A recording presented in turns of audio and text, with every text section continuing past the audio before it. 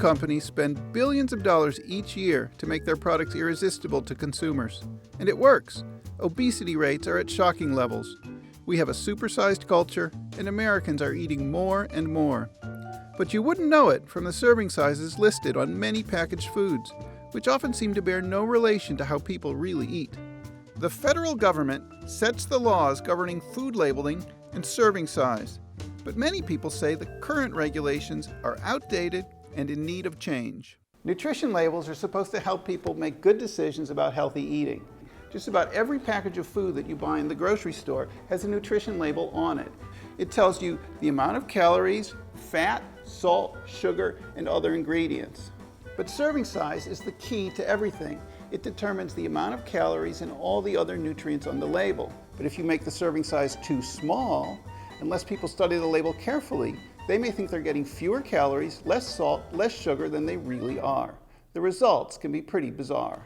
Let's start with breakfast, but not the big bowl of Frosted Flakes that you're used to having. The federal government says that a serving of breakfast cereals is 3/4 of a cup.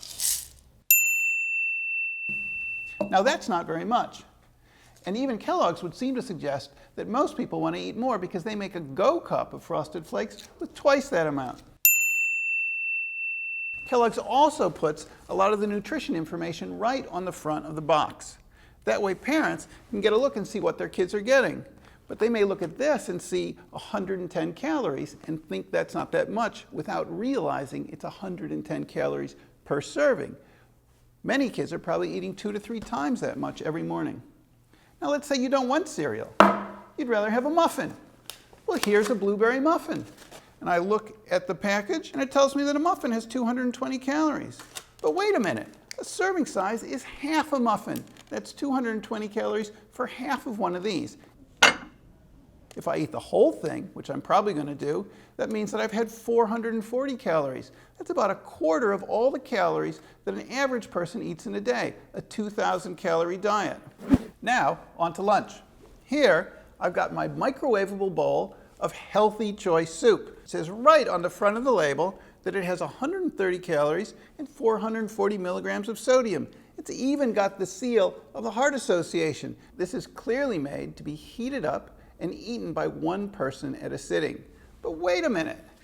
The label on the back tells me that there's about 2 servings in here. So all of these values that I've read up front have to be doubled. I'm actually getting double the calories and about 800 milligrams of salt. That's about half of what the government says many people should be getting in a day.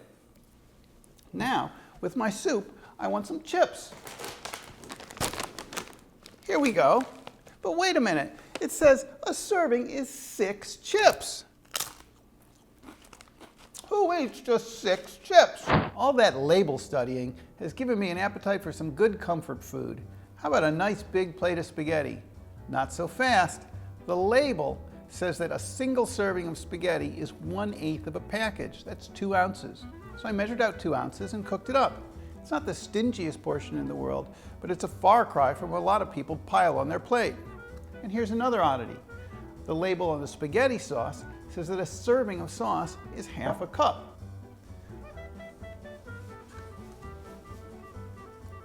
So now my one FDA sanctioned portion of spaghetti is swimming in sauce.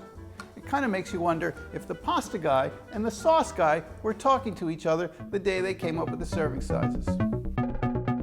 So, how did we get here? When Congress told the Food and Drug Administration to create standard serving sizes in the early 1990s, it said they should match what Americans typically ate at one sitting. To find out what that was, the FDA looked at surveys taken in the 1970s and 1980s where people were asked about their eating habits.